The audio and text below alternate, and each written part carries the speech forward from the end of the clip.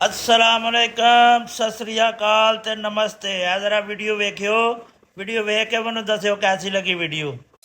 ਭੈਣੀ ਕਿੱਥੇ ਐ ਤੂੰ? ਆ ਦੇਖ ਮੈਂ ਤੇਰੇ ਖੋਆ ਮਾਰਨ ਵਾਸਤੇ ਦੁੱਧ ਲੈ ਕੇ ਆਇਆ। ਉਹ ਤੁਸੀਂ ਕਿਉਂ ਮੇਰੀ ਬੇਇੱਜ਼ਤੀ ਕਰਾਉਣ ਨੂੰ ਹੋਏ ਓਏ? ਕੀ ਗੱਲ ਸਾਨੂੰ ਇੱਥੋਂ ਦੁੱਧ ਨਹੀਂ ਸੀ ਮਿਲਦਾ? ਦੁੱਧ ਲੈ ਕੇ ਵਾਪਸ ਹੋ ਜਾ। ਉਹ ਨਹੀਂ ਇੱਥੋਂ ਤੁਹਾਨੂੰ ਦੁੱਧ ਮਿਲਦਾ ਹੋਣਾ ਤਾਂ ਹੀ ਮੇਰੀ ਭੈਣ ਨੇ ਕਿਹਾ। ਨਾਲੇ ਮੈਂ ਕਿਹੜਾ ਉਹੀ ਆ ਗਿਆ ਤੇਲ ਫੂਕ ਕੇ ਆਇਆ। ਮੈਂ ਨਹੀਂ ਹੁਣ ਵਾਪਸ ਜਾਂਦਾ। ਉਹ ਤੇਲ ਤੇਰਾ ਕਿੰਨੇ ਦਾ ਲੱਗ ਗਿਆ ਹੋਊਗਾ? 500 ਦਾ ਲੱਗ ਗਿਆ ਹੋਊ। ਆ ਚੱਕ 1000 ਰੁਪਿਆ ਤੇ ਦਫਾ ਹੋ ਜਾ ਮੇਰੇ ਘਰ ਚੋਂ। ਕੋਈ ਗੱਲ ਨਹੀਂ ਤੁਰ ਜਾਣਾ। ਤੂੰ ਮੜਿਆ ਦੁੱਧ ਦਾ ਧਿਆਨ ਰੱਖੀ। ਮੈਂ ਭੈਣ ਨੂੰ ਮਿਲਿਆ ਵਾਂ। ਕੀ ਗੱਲ ਹੋ ਗਈ ਵੀਰੇ, ਤੁਸੀਂ ਕਾਹਤੋਂ ਰੌਲਾ ਪਾਇਆ? ਭੈਣੇ ਤੂੰ ਮੇਰੇ ਤੋਂ ਦੁੱਧ ਮੰਗਾਉਣ ਤੋਂ ਪਹਿਲਾਂ ਇੱਕ ਵਾਰੀ ਉਹਨੂੰ ਤਾਂ ਪੁੱਛ ਲੈਂਦੀ। ਉਹਨੇ ਤਾਂ ਮੇਰੀ ਗੇਟ ਤੇ ਇੰਨੀ ਬੇਇੱਜ਼ਤੀ ਕਰਤੀ, ਕਹਿੰਦਾ ਦੁੱਧ ਲੈ ਕੇ ਵਾਪਸ ਹੋ ਜਾ। ਵੇ ਉਹਨੂੰ ਕੌਣ ਪੁੱਛਦਾ ਹੈ? ਤੂੰ ਚੁੱਪ ਕਰਕੇ ਦੁੱਧ ਰੱਖ ਜਾ। ਮੈਨੂੰ ਐਂ ਦੱਸ ਕਿੰਨੇ ਪੈਸੇ ਹੋਏ ਦੁੱਧ ਦੇ? ਭੈਣੇ ਪਿੰਡ 'ਚ ਤਾਂ ਮੈਂ 70 ਰੁਪਏ ਵੇਚਦਾ। ਤੂੰ ਚੱਲ ਮੇਰੀ ਛੋਟੀ ਭੈਣ ਹੈ ਤਾਂ ਕਰਕੇ 80 ਰੁਪਏ ਦੇ ਦੀ। 20 ਕਿਲੋ ਦੁੱਧ ਹੈ, 2600 ਰੁਪਿਆ ਬਣ ਗਿਆ ਇਹਦਾ। ਅੱਛਾ ਚੱਲ ਆ ਫੜ 2600 ਰੁਪਿਆ ਤੇ ਘਰੇ ਜਾ, ਮੰਮੀ ਡੀਕਦੀ ਹੋਊਗੀ।